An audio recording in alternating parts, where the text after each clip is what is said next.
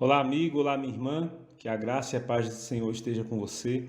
E hoje eu quero trazer esta grande palestra do Padre para que você possa refletir como anda a sua fé e que através dessas palavras do Padre Overland possamos refletir como anda a nossa fé e possamos buscar ser verdadeiros cristãos. O mundo hoje está virando de ponta cabeça, meus amigos. Se você for olhar, nós temos que concordar, segundo o mundo, com as coisas mundanas. Não, nós temos que buscar a nossa fé. Que essa reflexão nos ensine e nos mostre o verdadeiro caminho e nos ensine a ser verdadeiros cristãos. Então, meu irmão, aproveita essa mensagem, reflete sobre como você está vivendo e busca hoje ser um verdadeiro cristão, um cristão que vive segundo os ensinamentos do Senhor. Meu irmão, lembra dessa reflexão que eu vou te dizer agora. Mesmo que todo mundo esteja fazendo o errado nunca vai ser certo. E mesmo que ninguém esteja fazendo o certo, jamais o certo será errado. Aproveita essa reflexão, seja um verdadeiro cristão e fica na paz. Percebe aqui, meus santos, o mundo enlouqueceu.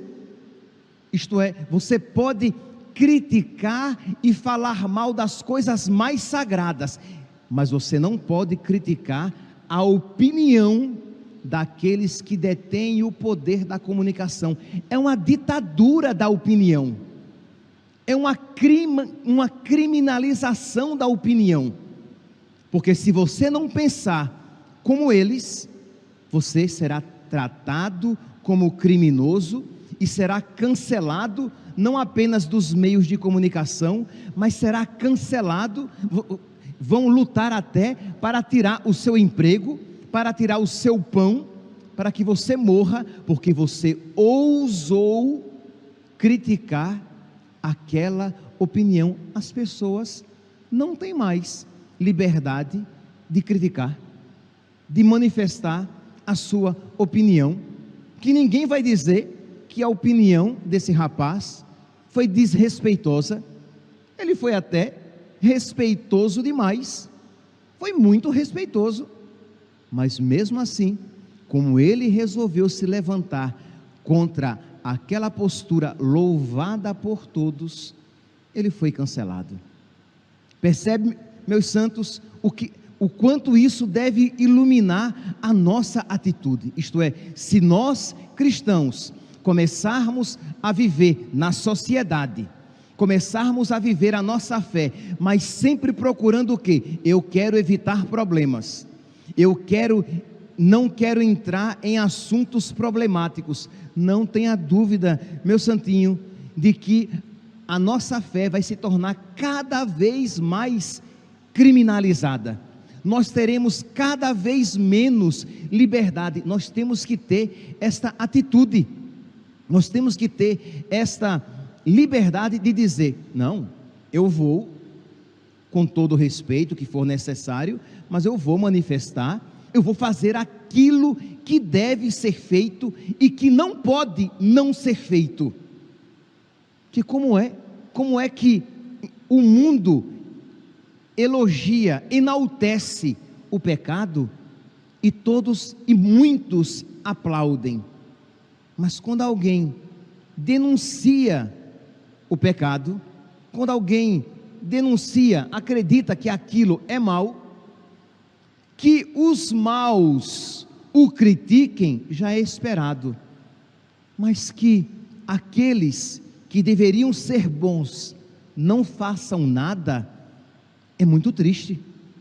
Que qual tem sido então a atitude daqueles que deveriam sair em defesa e dizer: não, isso é errado, é errada a atitude que está tendo contra esta pessoa que tem liberdade, porque se ele perde a liberdade de expressar a opinião dele, não tenha dúvidas que numa velocidade galopante isso chegará a nós.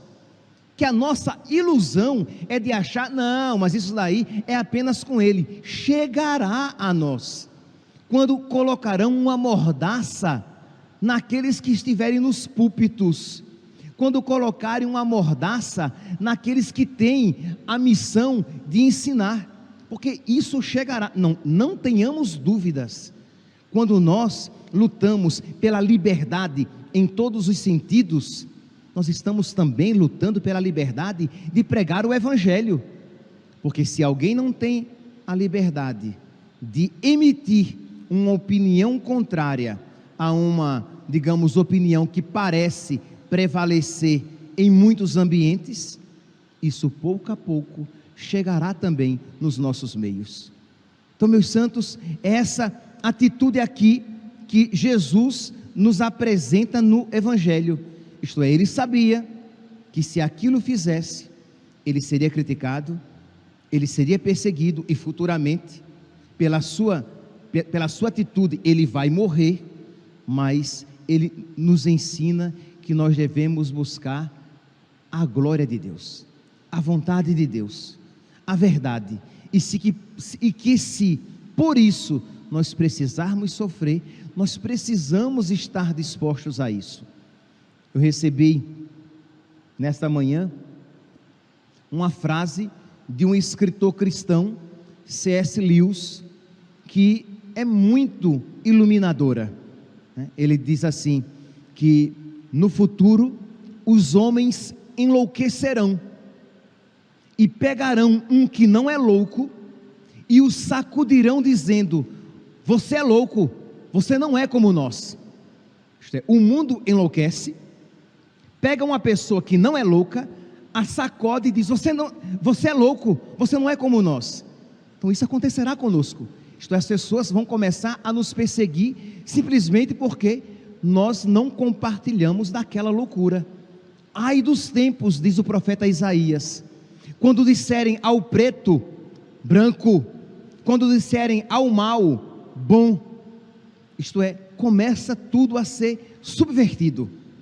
E nós precisamos, meus santos, ter a coragem e a liberdade de perder a nossa vida para continuar testemunhando a nossa fé. Se nós quisermos, para testemunhar a nossa fé, se nós quisermos o que? O sucesso garantido, nós não iremos testemunhar a nossa fé. Jesus não nos promete sucesso. No mundo tereis tribulações, mas coragem, eu venci o mundo de Jesus. Então a vitória final está garantida na guerra, mas nas batalhas particulares que iremos travar, nem sempre venceremos. Muitas vezes morreremos, perderemos tudo, mas devemos estar dispostos a, por causa de Cristo, perder tudo, sofrer a derrota, mas saber que eu estou do lado certo, lutando pelos meus valores, que são inegociáveis, lutando pela minha fé. Eis que eu vos envio como ovelhas em meio a lobos. Então não queiramos, se nós quisermos uma vida tranquila, se nós quisermos que a nossa tranquilidade esteja, o nosso conforto social seja o valor sem o qual nós não queremos viver, nós não seremos cristãos. Nós devemos estar dispostos a sacrificar tudo, nós devemos estar dispostos a sacrificar a nossa paz aqui no mundo, nós devemos estar dispostos a sacrificar o nosso conforto social, nós devemos estar dispostos a sacrificar a nossa liberdade no tempo, mas não devemos estar dispostos a sacrificar a nossa fé, os nossos valores, aquilo que nós cremos. Jesus disse, e nós não podemos nos esquecer, Ele não nos prometeu, Ele disse que os homens, que o mundo nos odiaria, porque se fizeram isso a Ele, o galho verde, o que não farão a nós, os galhos secos? Se esta sorte coube ao nosso Deus e Senhor, ao nosso Mestre e Senhor, caberá também a nós. Mas percebe, nós precisamos pedir a Deus que Ele ponha no nosso coração esta certeza de que vale a pena travar uma batalha, mesmo sabendo que, humanamente falando, não nos espera uma vitória. Mas como não travar esta batalha? Que vale a pena dizer uma palavra que nós sabemos que iremos sofrer por tê-la pronunciado, mas como não pronunciá-la? Como não dizer aquilo? Como não ensinar aquela verdade? Imagine aqui os pais, por exemplo, e isto chegará. E hoje vemos com mais clareza aquilo que há 10 anos nós imaginávamos que seria possível.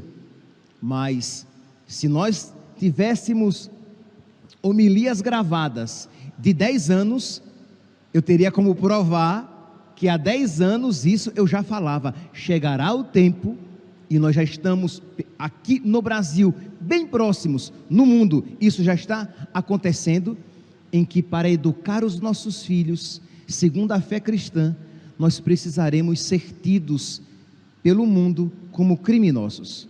Isso já está acontecendo em países como a Suécia, a Holanda, em que pais estão o quê? Fugindo e se refugiando, se escondendo da vida social, para que eles possam educar os seus filhos na fé cristã católica.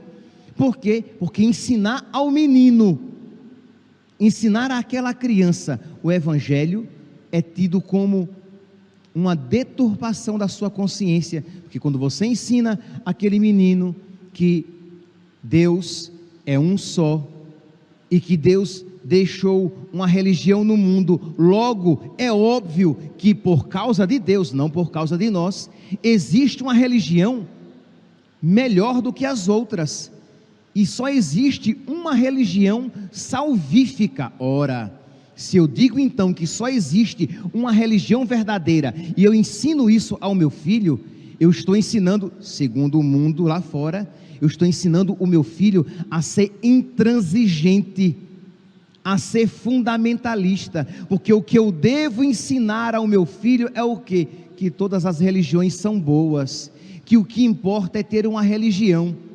Mas um pai católico, ele não pode ensinar isso, porque isso é contrário à sua fé. Mas quando isso aqui no nosso país, por exemplo, se tornar crime, ensinar a um menino: olhe, meu filho, você é menino, você vai crescer como menino, e se você tiver vocação ao matrimônio, futuramente você vai se casar com uma menina, porque menino com menino é errado, é mal, é pecado. Menina com menina, menina querer se casar com menina é errado, é mal, é pecado. Ora, você vai estar criando o quê? Um homofóbico. Você está deturpando a consciência daquela criança. E pais começam a perder a guarda dos seus filhos, simplesmente porque eles não podem mais educar os seus filhos na moral cristã, na fé católica. Então, meus santos, imagine quando isso chegar ao nosso país, e chegará. O que é que você vai dizer? Ah, padre, mas se eu ensinar isso, eu vou perder a guarda dos meus filhos, então é melhor eu não dizer isso. Meu santinho, minha santinha, você vai ter que encontrar um meio de se afastar das garras desse sistema, para que você possa educar o seu filho na fé cristã, mesmo que você tenha que perder a segurança e as benesses da sociedade, o conforto que a vida social possa oferecer. Nós estamos nos aproximando do tempo, aqui no nosso país, em que para viver a nossa fé, nós mais do que nunca precisaremos, quase que de uma maneira literal, renunciar ao mundo e tudo aquilo que ele pode nos proporcionar. Que Deus, meus santos, nos conceda tanto este desejo de amá-lo acima de todas as coisas, essa graça de amá-lo acima de todas as coisas, mas também a coragem de que necessitamos para, com toda a clareza, ensinar os nossos valores, a nossa fé, a nossa religião, mesmo sabendo que ao fazermos isso, perseguidos, criticados e mal entendidos seremos, mas por amor à verdade e aos nossos princípios, com a graça de Deus, nós não nos calaremos. Que a Virgem Santíssima interceda por nós, para que nós sejamos sempre dóceis à vontade de Deus. Louvado seja nosso Senhor Jesus Cristo, para sempre seja louvado. Simplesmente Cristo quer te tocar.